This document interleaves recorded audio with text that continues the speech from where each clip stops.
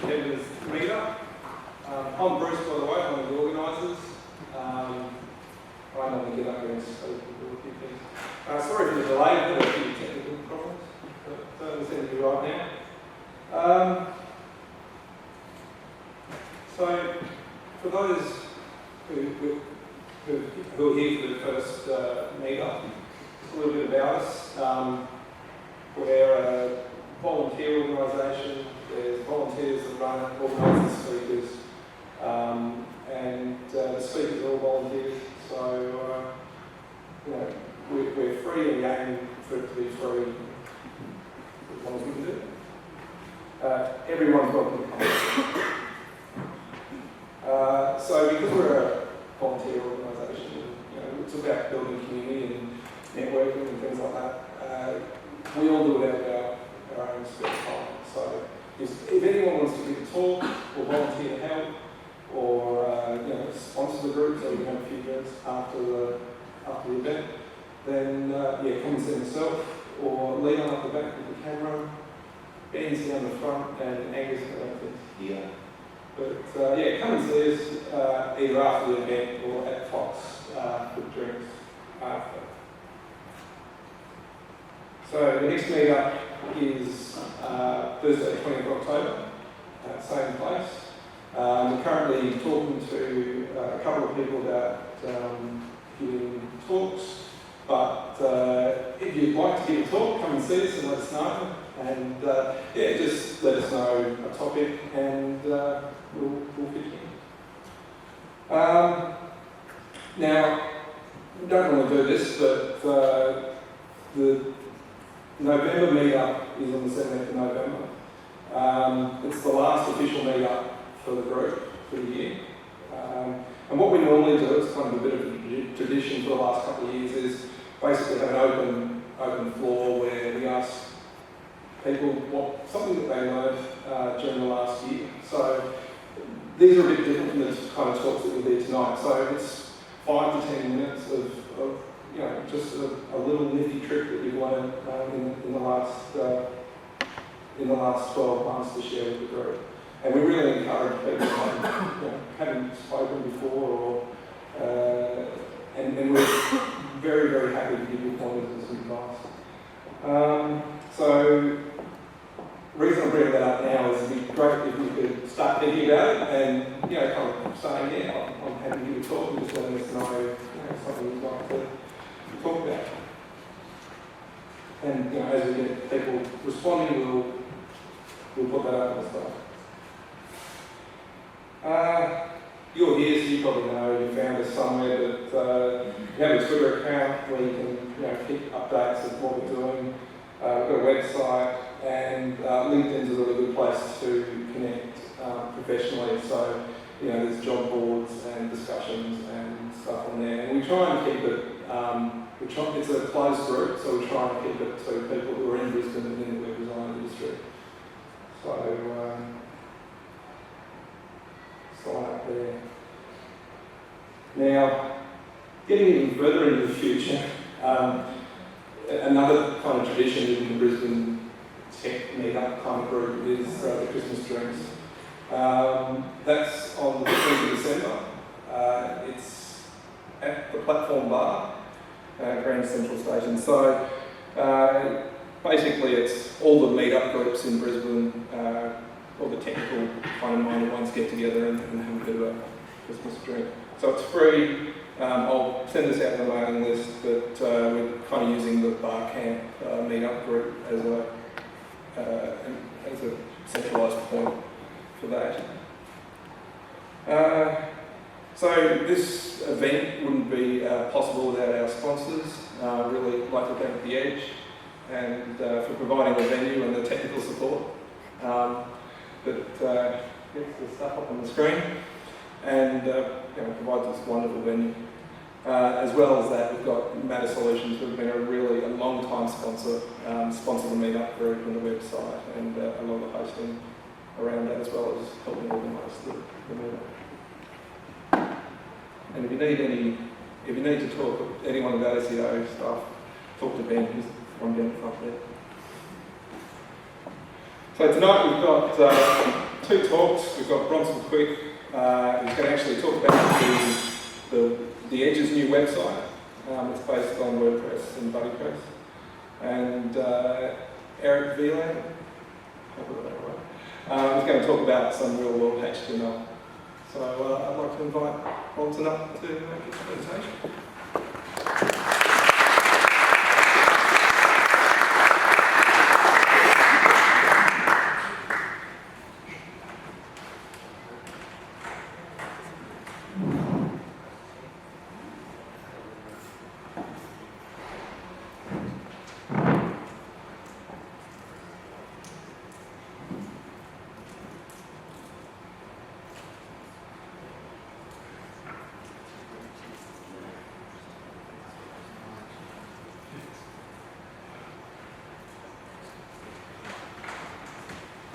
Thanks very much, Bruce. My name's Bronson, and just as a disclaimer, I'm exceptionally biased to WordPress. So if you don't know what WordPress is, probably talk to me at the pub afterwards, because you should know. It currently powers 15% of the internet, and it's a content management system. It's completely open source, and there's a fantastic community that surrounds it.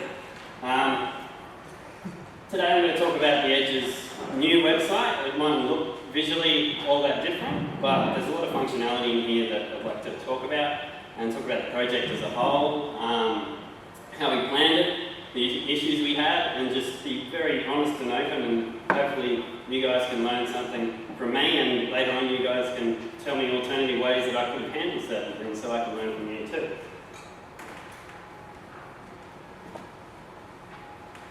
Okay, so it's a bit of an overview about what I'll be talking about today for you. I won't go over it because I'm sure you guys can read. So we'll kick it off. So before the redesign, the Edge was running WordPress as a content management system. There were blog posts going up, there were pages on the site, they were commenting just on the posts. Then Brett from the Edge came to us and said, hey, we need a lot more interactivity on the site, because the online space doesn't reflect what's happening in this place here. I'm sure you guys have probably wandered in, had a bit of a look around. There's lots of funky things happening. Before this, you couldn't see much of this online. There were blog posts, but no one was posting photos of what they were up to, or there wasn't too much in the way of comments. So Brett came to us and said, hey, I've used BuddyPress before, and are you able to help us implement that on the site? Now, BuddyPress essentially is a content management system in a box. And I'll go through the features later on. So our process was to take the existing site and theme and add all this additional functionality onto it that happens in BuddyPress. So the goals, which I loosely mentioned before, just main goal was interactivity and getting that on the site. So we wanted people uploading photos. We wanted people commenting on those photos and being excited about things. Lots of people are used to sharing on Facebook, obviously, and they'll be out and about and they'll share these things, and everyone interacts, and it's fun, and people keep going back to Facebook because there's all this activity happening. So we wanted to do that on the Edge. We also really wanted to encourage collaboration, because there's different areas in here. People are good with sound, some people are good with websites, some people are good at acting, and there's all these creative opportunities that happen. But if you're not here at the same time that someone else is here, you don't know what they're doing. So by having this space to say, hey, this is what I'm doing, you can watch this and go, hey, I really like what they're doing in terms of artwork. How about I go and talk to them, or like their comment, or comment and say, hey, that's great. How about we get together and do something? So increasing collaboration was another goal.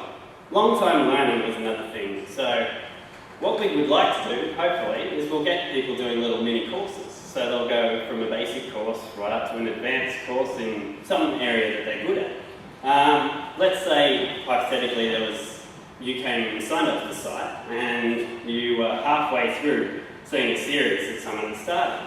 Well, thanks to BuddyPress, there's kind of a digital timeline there where you can go right back, the content's still there, and you can go, I'll start from this first point, build up to where you actually saw the activity and continue following from there. Also having a digital footprint, so we can say, okay, let's look at what's happened in the Edge over time, and there's a lot of data there that I'm sure people will be using to hack together and say, okay, let's have a look at a digital timeline based on all of this information in there. So it was an exciting project for us, and it was obviously going to be very challenging.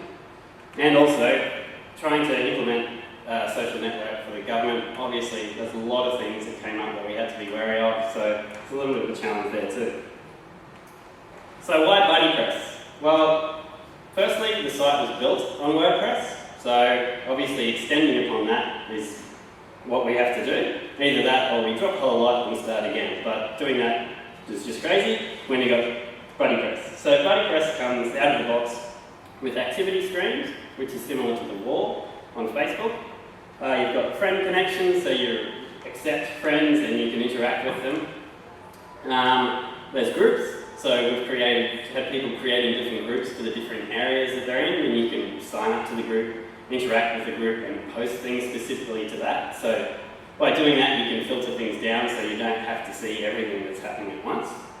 You've got private messaging, so if there's something you want to say to someone outside the actual virtual public environment, you can do that. So there's privacy there. Extended profiles, so we could, when you sign up, we can say, okay, what are you into? You're into music, sound, etc., and you can tick those.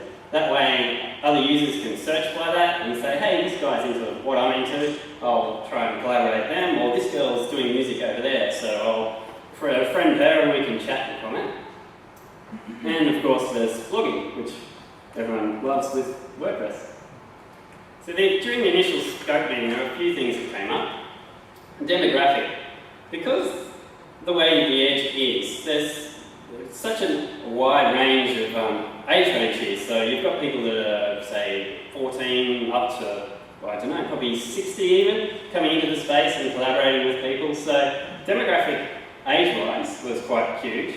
And also in terms of this, we have to think about, all right, should we be capturing that age as people sign up, because there's obviously going to be issues with old people talking to young people, etc. So we're going to be very wary about that. With that too came privacy details. So given that this is all hosted by the government, all the data's on their servers. They've got an IT team that looks after all that security side of things, plus obviously there's some WordPress security things that I'll talk about when I get to that. We also talked about the reach of the site. So we didn't want to just focus on people in Brisbane who use the space. We want it so that it can encourage people Queensland-wide, then Australia-wide, then globally as well, so that we can really extend out this social network and different people with different areas and of skill in different places all around the world can collaborate and find each other and see what's happening here. Moderation was another issue. So as Facebook, as you probably know, you can report things that are offensive. Obviously being a government site, this is a big issue. So we had to look for plugins that would allow flagging. So if you find something offensive, you can flag that. That comment will be hidden. It'll go into moderation queue and it can be approved or denied. And another thing that I really push for, because WordPress is open source, we were thinking about ways to give back while we do this project. So essentially using the government's money to innovate and also give as much as we can back to the community. So not something that's done very often, but it's something that, because Brett and the Edge are so forward thinking, we managed to get something across the line which is really cool, which I'll talk about later on. So proposals and considerations. This is just basically where we fleshed out the functions that it needed to have, like your must-haves, what would be nice, and what we can do in the time frame. Wireframes, just basic concepts to just get initial approval, because we already had the site design, so it's just kind of saying, okay, the header will remain here, in this section we'll have X, Y, Z, getting approval with that. Server requirements, saying, okay, there's going to be a lot of interactivity, this server's going to get smashed with updates, comments, photos being posted, so there's a lot of issues there. What plugins we could use, how extensible these plugins are, what's the security like, which is a massive one, which I'll get to. A bit of testing, how we were going to go about doing that. Were we going to do it internally in our company, or were we going to outsource it? Moderation, which I talked about, privacy, and the rest of it kind of covered. So the proposal, as you can see at the bottom, is quite large and took a fair time. Now plugins. This is just a brief view of the different plugins that we've started to implement, and then I've extended on further, obviously doing security reviews and things like this. So I'll just quickly run through the functionality so you can get a bit of an idea of what these things do. So BuddyPress itself I've talked about, it's a social network in a box. BuddyPress Lite is just similar to Facebook Lite, so everyone's used to using that, so we thought, hey, we'll get a button in there.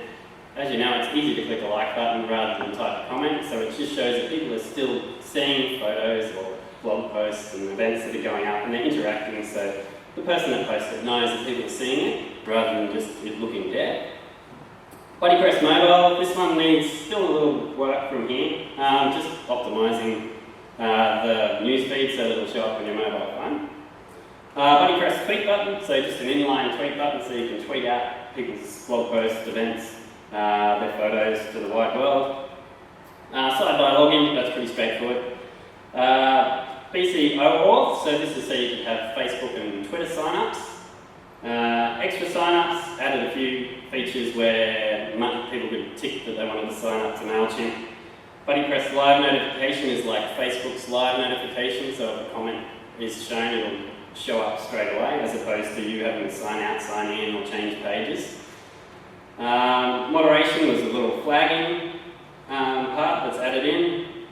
Recaptures, fairly straightforward. Featured members widget, it's fairly straightforward. Now the welcome pack is a really cool one.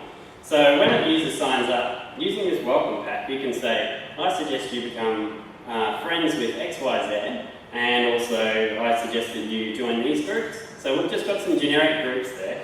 By doing that, there's nothing worse than if you sign up somewhere and you go, all right, I've signed up, what's happening?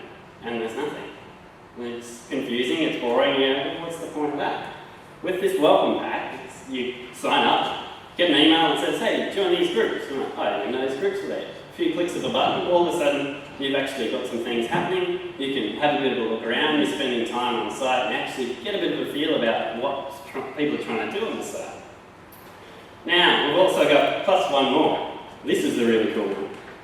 So, as I was talking about earlier, we wanted to give back. And the way that we ended up giving back to the open source community was by working with The Edge to get a plugin developed externally and getting that open source so other people can use. So BuddyPress Activity Plus was what was created. Essentially, most people are used to using Facebook, so the more kind of Facebook type functionality you can have, the better, because people are familiar with that and they're used to kind of sharing it. So when you sign into BuddyPress, which I might actually do if I can work out how to use this Mac.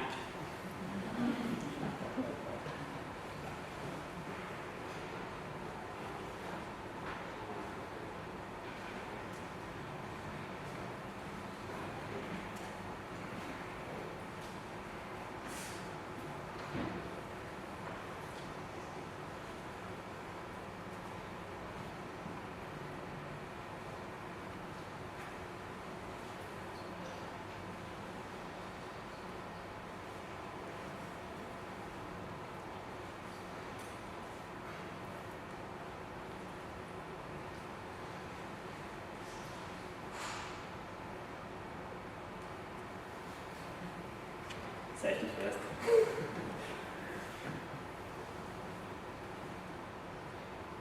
Okay, so now I've signed in. I'll show you some features too while I'm here, which I should have done earlier, but I was just nervous because it was a Mac.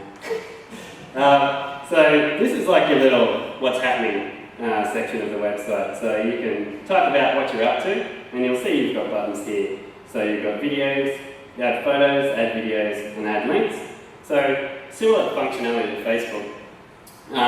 This is an extra plugin. Normally these wouldn't be there, so you'd just be able to type a comment and that's about it. So pretty boring, especially for a place like this when people are taking photos around and doing artwork and creating that on computers and they want somewhere to upload it.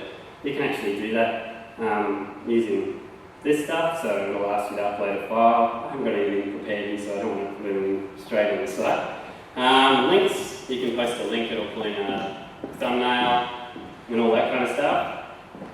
So what you actually get on the home page is It'll show you, you can see we've got recently active members, so people are using the site. Who's online? Just me for some reason. Achievements, which I'll get to later on. And on the left-hand side here, this is all the activity that's happening at the moment. So you can see there's quite a lot of people signing up and having a bit of a play around, and people posting things. So here's a photo of what's been happening today, which before you would never get to see unless someone did a dedicated blog post. So this is all real time, really easy to share. And then, what's the close? There we go. You can see we've got a little bit of action here where someone's commented, or Beck's commented on her own stuff. But yeah, people can interact there. You've got your little like button, so I can click that. Just a little like, I could flag that as inappropriate. You can favourite that. So that's kind of some of the stuff. It's a shame there's no videos in there at the moment. I'll jump back to the presentation and keep talking.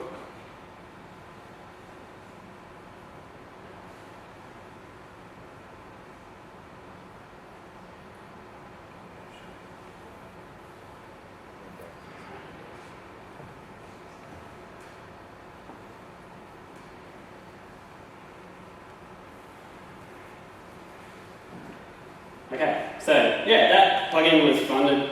Amazing amount of code was written. And the coolest thing about that is it's probably been out in the wild now for, let's say, around 2 months, and it's already had 13,000 downloads. So it's had a pretty big impact on Wordpress and the BuddyPress community. So it was really good and really forward-thinking of the Edge to work with us and the team that built this to get this out there and give back. So it was a really great feeling to see that, and we were just blown away by how many people are using it.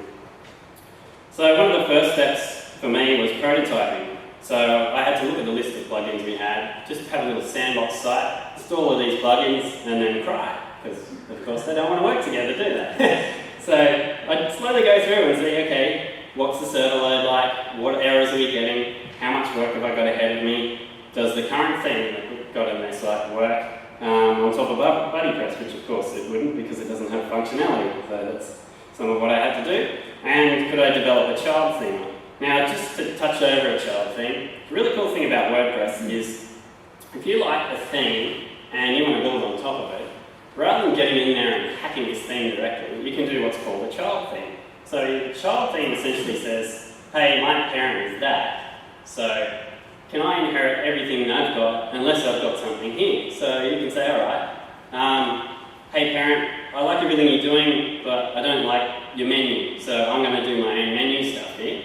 And it'll all just carry through. And if this parent thing ever gets any additional functionality added or things like that, you can actually update that with the click in the back of WordPress. It updates. This child theme gets any cool features that you want to add along the way, and your site stays the same and it doesn't break.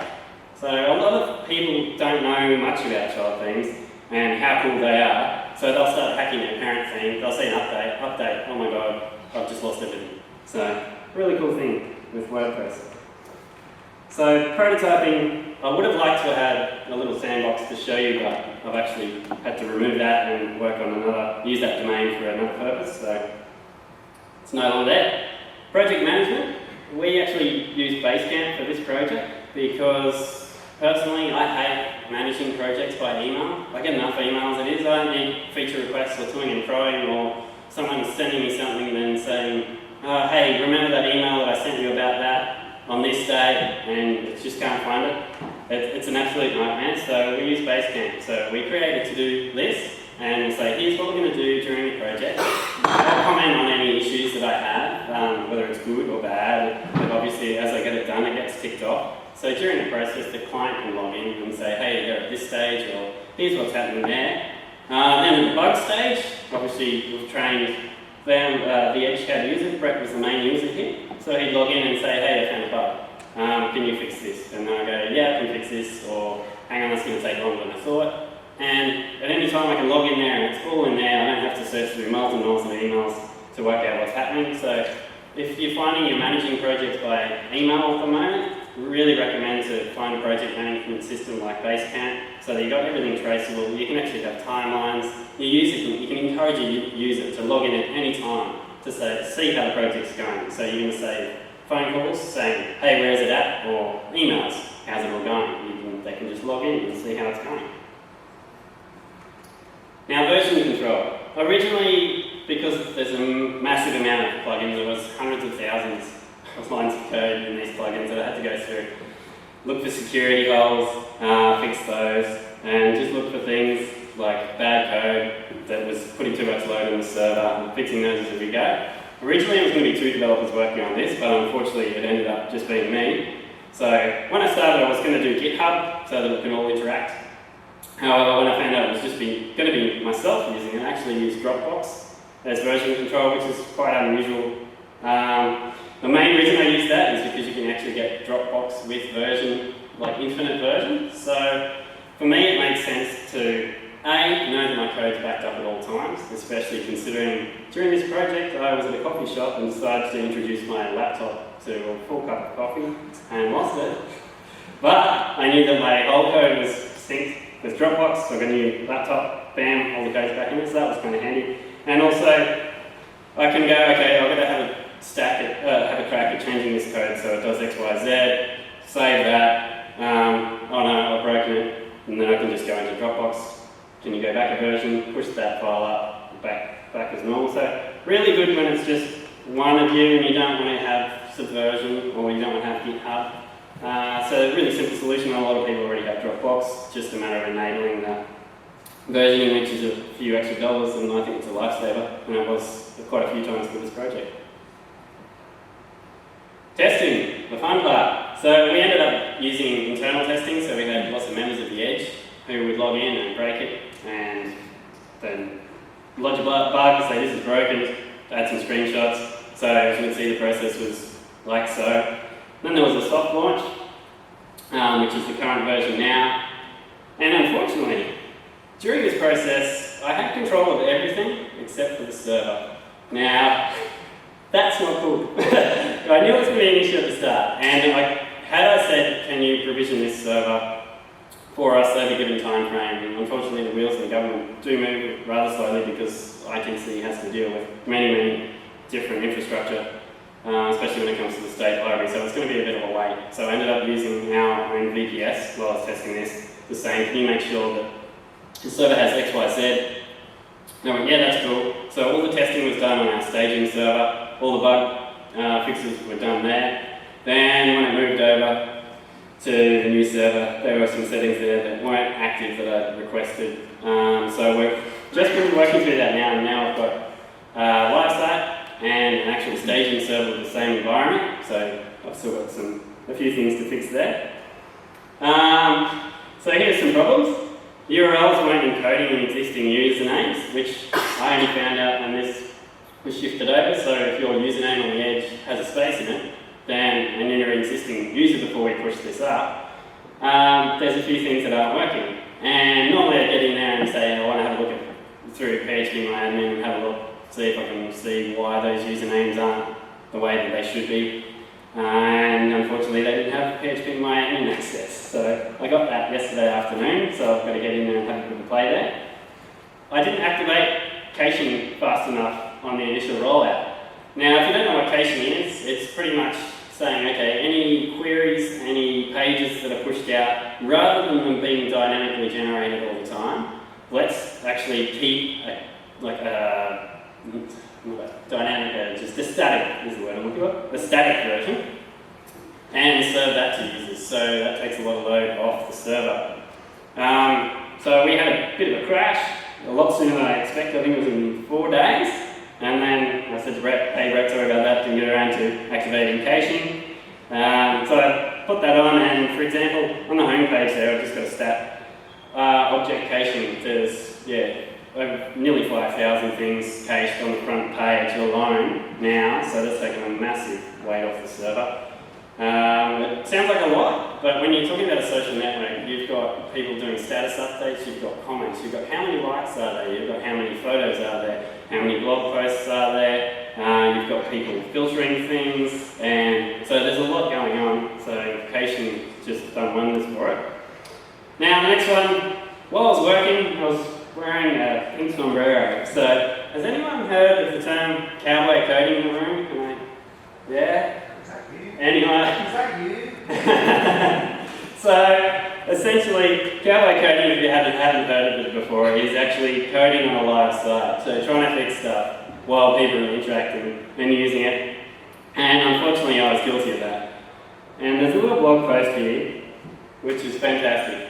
And it's called Cowboy Coding Pink Sombrero. This is a dev shop overseas. What they did is they had a pink sombrero in their office. And the pink sombrero was worn anytime any developer in the room was doing cowboy coding. So the purpose of that is obviously everyone in the room is going, what's he doing? Now come over, why are you coding on the live server? You shouldn't be doing that. And it's just to kind of stop bad practice. So I was guilty of that until yesterday pretty much. So it was not a good situation to be in, but now we've got staging server with the same environment as the live one, so I'll be able to clean up these bugs and know that it's actually going to work rather than thinking it was going to.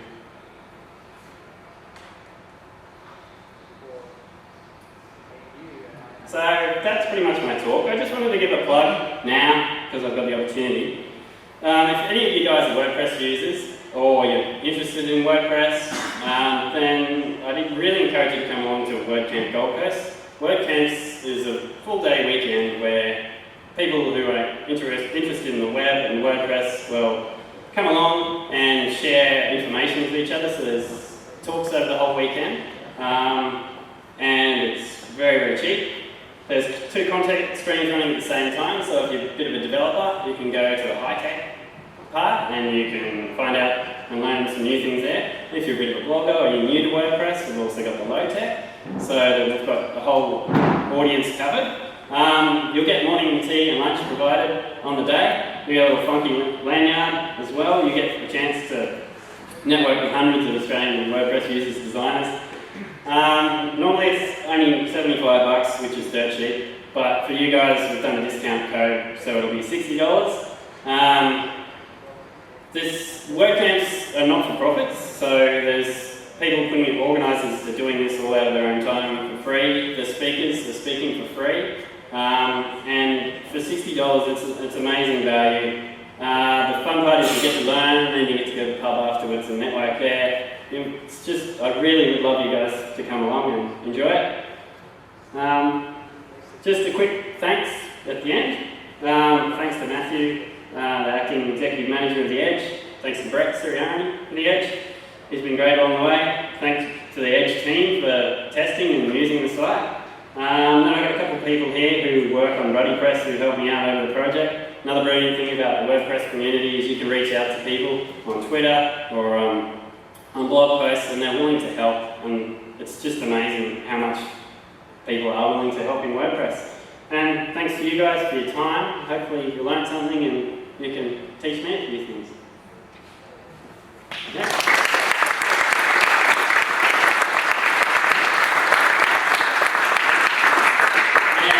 And obviously if you've got any questions that you'd like to shoot at me, then feel free. Yeah. Have you got a date for the camp, buddy? Yes, I do. Did I not put that up there? Very well spotted. WordCamp's the 5th and 6th of November of this year, so we've got I think we're about 6 weeks out. We've got a few, probably about another week and a half, 2 weeks, and we'll have announced all the speakers. And it's a really great lineup. We're very excited. It's going to be really, really good. Any other questions? Yep. How long did your redevelopment take? Good question. Say overall, we originally thought it was going to take between 3 to 4 weeks, and it was more like 6 to 8, so about 2 months from where to go. Any other questions? Yep. Did you have a look at a couple of different project management tools before you settled on Basecamp? Or? Originally, as part of our business, we did, because we've been using, we tried so many different ones at the start, and we ideally would have liked to have one project management system that could do 100% of what we wanted. Never going to find one of those, so it's kind of a a series of using things for a week and finding out how much you could do, whether it was going to work or not. And I think we went through, what do you reckon, 5 or 6? Yeah, there's a few there. Maybe even more, until we found one that kind of met all our needs. And Basecamp seemed to come out right because it also integrates with Highrise, which is a CRM, customer relationship management system. We can also push our contact forms from our website straight into Highrise there too, from WordPress to Highrise. And all our systems pretty much talk to each other now because of Basecamp's APIs. So I'd say it did about 80% of what we want. Still doesn't do everything, but it's the best we could do. Any other questions? Yep. In terms of your wireframing, how did you go about that? Because the site was already running. Yep. Pretty much took what was there and said, okay, here's a wireframe, and then talked about what areas of the site, the existing site, would be there and what would go. Just kind of removed, it was literally a wireframe, so we didn't have any of the graphics or anything. So for the left-hand section on the front page where the activity stream was, we kind of said, okay, how long is this going to stretch? What are we going to include in the sidebar? Something I didn't touch on during this presentation is there was an achievements section on the right-hand side, and a leaderboard, which took up some of the wireframing. What happens there is there's achievements on the site, so it's the gamification. So if you comment on a certain amount of posts, then you get an achievement and get a little badge. Same with joining a group and things like that, just to encourage people to go, oh, I got something cool. And yeah, we just went through page by page, kind of giving a rough, is this going to work? Is it not? Then BuddyPress came with some default kind of styles and things. And we just adapted that with a few greens and just different layouts and kind of went from there. So it was kind of fairly loose wireframe, but it gave us enough to go, okay, we can go and develop on top of that. Yep. Did you use BuddyPress for your wireframe as well? No, I actually use Google Docs for that. It's got a drawing tool in there, and I find it's amazing for wireframe. Someone's open sourced some templates for Google Docs and wireframes that have just got little UI controls and product sliders, arrows, all sorts of cool stuff that you can just use and just drag and drop them into Google Docs, export to PDFs. Really handy. Another great use of open source stuff. Any more questions? Do you have any measurements going on with the goals that you set out at the beginning? Is there some kind of review process where you're going to? Yeah, we're going to bump some of them down because we found that they're a little bit too high in terms of points and things to achieve. We've had some feedback on that. I'm going to work with Brett to just bring them down because there's a leaderboard there you can see. I think there's Beck, who's one of the users here. She's using a lot. I think she's on 200 and most people on 10. So we've got to bump those down definitely. I guess I meant more along in terms of how engaged the users are and I guess measuring the success. Okay, yeah. It's something that we'll probably get to in the future. That's one of the reasons for the achievement. We haven't actually talked about metrics of how to actually say, okay, this is what we expected, this is what we're getting, but it's definitely going to be part of the process, and part of the reason for the achievements too. Any more questions? Just quickly, how, in terms of getting people, the community involved in the social issue, Yep. how are they kind of, generating interest? Are they, posting it on Twitter or? Not as yet, because mainly it's because of those bugs that I didn't get to squash yet. So that's why it's a beta still, because I knew we kind of wanted to get it live, even though there were some bugs in there. Hopefully over the next maybe week I can squash those bugs, then will hopefully get rid of the beta and they will promote it and say, okay, let's get people from here. They also want to talk to different universities around the world and say, hey, check out what we've got. Can you sign up and kind of cross-pollinate different universities and encourage collaboration around the world that way. So there's big plans. Unfortunately, the survey issue, me not being able to get what I needed in time, held that up, but we just went, let's go with what we've got. More questions? Yes, Carol? You said some of the plugins didn't work with each other when you installed them. What do you do then? Do you find new ones or do you hack the existing? Usually I'll just have a look through the code and see if I can spot what's triggering what. A lot of the times the good thing about WordPress, as you're probably aware, is there's lots of plugins. Bad thing about WordPress is there's lots of plugins.